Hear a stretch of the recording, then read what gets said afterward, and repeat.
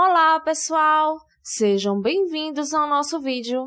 Eu, Lilith Maria e Amanda Regina, somos institutos de Física da Universidade Federal de Alagoas e vamos falar um pouco sobre magnetismo e ainda responder algumas curiosidades do nosso dia a dia, do tipo: você sabe como os pombos conseguem migrar de lugares muito distantes sem se perderem?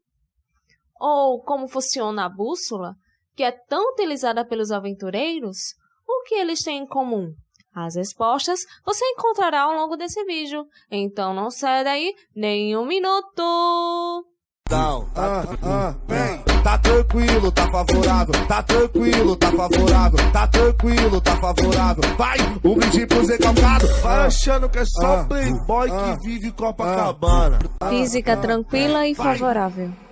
O magnetismo sempre foi uma força fundamental, desde os primeiros momentos da criação do universo, e sem ele não existiria nada em nosso mundo, nem mesmo nós. A história do magnetismo é bem antiga. O homem a descobriu como um milagre. Os primeiros relatos apareceram em meados do século VII a.C. numa colônia grega, onde contavam histórias de uma pedra que tinha poderes místicos. Ela atraía o ferro com uma força invisível sem nenhuma explicação. Era nada mais nada menos do que a magnetita. A magnetita é um minério de ferro, um ímã natural, encontrado na região de Magnésia. Daí o nome magnetismo. Muitos tentavam explicar este fenômeno misterioso. Um deles foi o filósofo grego Sócrates, que você já deve ter ouvido falar. Diz aí, Sócrates, qual seria a explicação para o minério de ferro magnetita? Ou ímã, melhor dizendo. Há uma divindade contida na pedra que produz movimentos que Eurípides chama de ímã. Essa pedra não somente atrai anéis de ferro, mas também dá a eles um poder similar de atrair outros anéis. E o poder de suspensão de cada um deles deriva da pedra. Valeu, Sócrates! Bom, continuando a história, por dezenas de séculos o magnetismo foi esquecido na história. Mas na época do Renascimento, os chineses levaram para a Europa um objeto desconhecido e inovador, que foi de grande ajuda para os descobrimentos e viagens marítimas. Era nada mais nada menos do que a bússola. A partir dela, o magnetismo passou a despertar mais interesse pelos cientistas da época. E foi no século XVI que um homem chamado William Gilbert iniciou o estudo do magnetismo, onde ele publicou seu livro chamado Magneto. Em seu livro, Gilbert comenta ainda que a Terra tinha uma alma magnética. Ele estava certo. O planeta Terra é um gigantesco ímã terrestre. Como já sabemos, a atmosfera separa o ambiente terrestre do restante do espaço. Mas não é só isso. Existe ainda outro limite que faz essa divisão. É o campo magnético terrestre. Ele é importante, pois nos defende e auxilia em diversos momentos, como, por exemplo, nos seguintes casos. Ele permite a orientação por meio da bússola, favorece as grandes navegações, interfere nas transmissões de rádio e TV e também protege o planeta das partículas carregadas vindas do Sol. Mas daqui a pouco vamos falar desses assuntos que é tão importante para a nossa sobrevivência. Mas agora vamos focar e falar sobre os ímãs. Os ímãs são os grandes heróis desconhecidos da nossa era. O magnetismo não é tão interessante quanto a energia atômica, nem tão luminosa quanto a eletricidade. Para muitos é uma força amigável que nos permite pregar recados na geladeira. Mas ele é muito mais. Ele está por toda parte, em aparelhos que usamos no cotidiano. O ímã é capaz de atrair outros objetos e interagir com outros ímãs, podendo atrair ou repelir outros ímãs. Se aproximamos dois ímãs com polaridade diferente, vemos que eles vão grudar.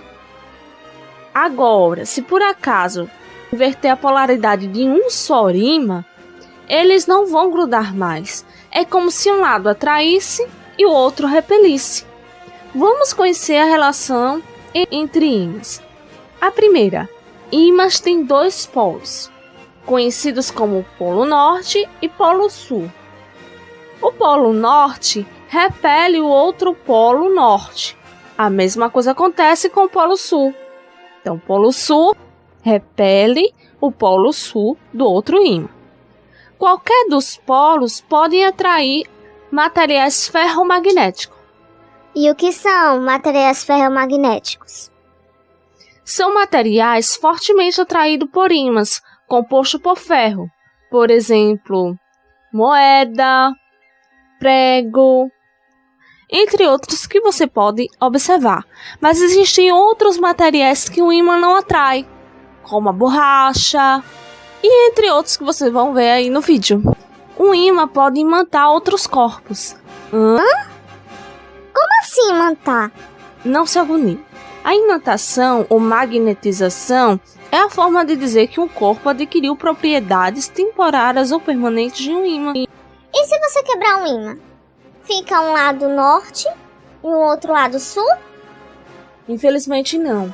Existe uma propriedade chamada inseparabilidade dos polos magnéticos, que diz que quando você quebra um ímã, gera um novo ímã, com polaridades norte e sul, exatamente igual à orientação do ímã inicial a qual você quebrou.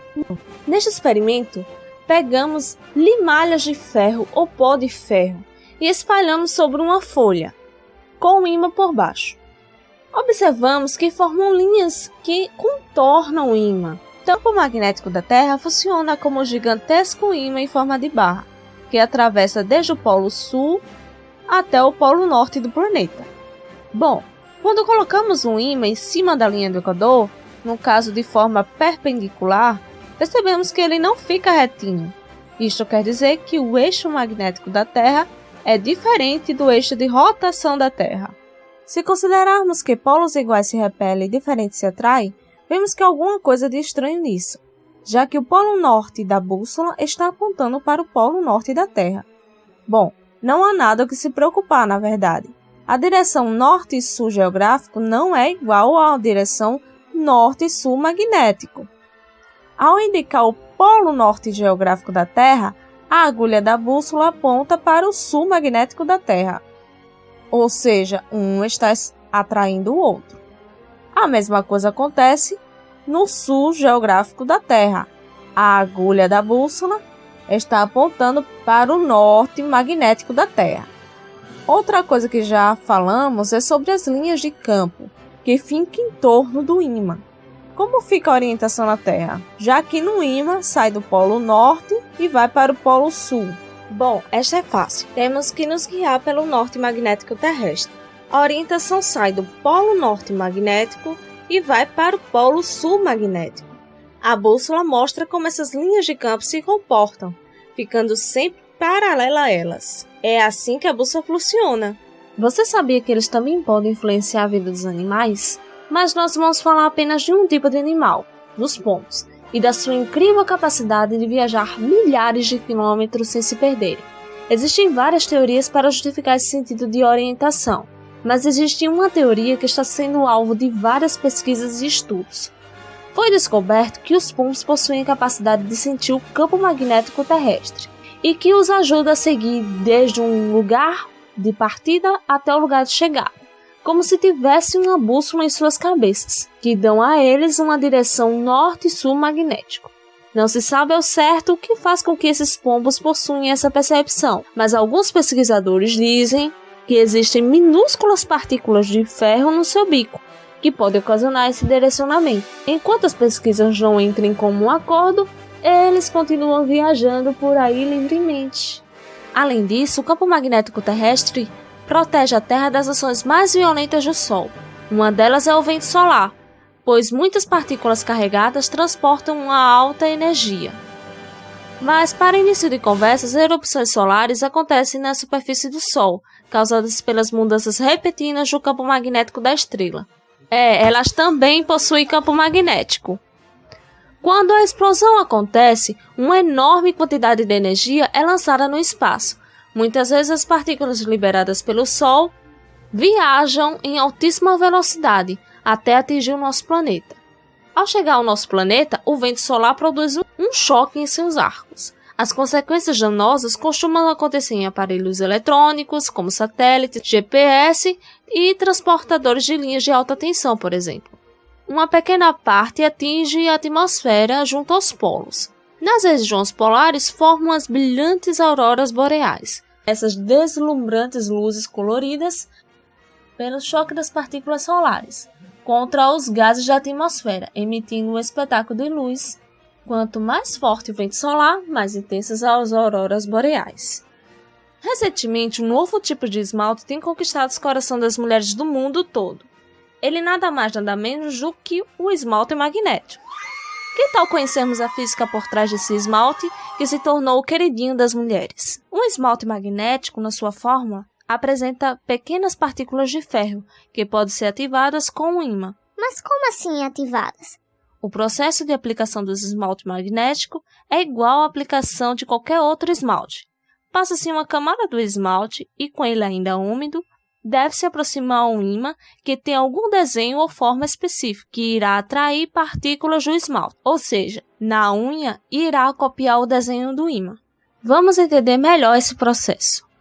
Como já sabemos, as partículas de metal em sua fórmula, chamadas de alimalhas de ferro, são pequenas partículas ferromagnéticas. Essas partículas são como se fossem ímãs, que, quando submetidas a um campo magnético, tendem a ser orientadas.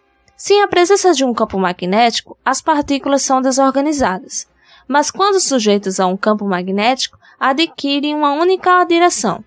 Essas partículas se unem gerando um efeito degradê, podendo assumir qualquer forma dependendo do ímã. Note que quando aproximamos o ímã, ele atrai os pequenos brilhinhos, que são nada mais nada menos do que as limalhas de ferro. Não fica lindo, gente, o efeito? Bem, pessoal, eu espero que vocês tenham aprendido um pouco mais sobre magnetismo e tenham gostado do nosso vídeo. Se gostou, dê um joinha. Fique atento para os próximos vídeos, pois com a gente a física é assim, tranquila e favorável.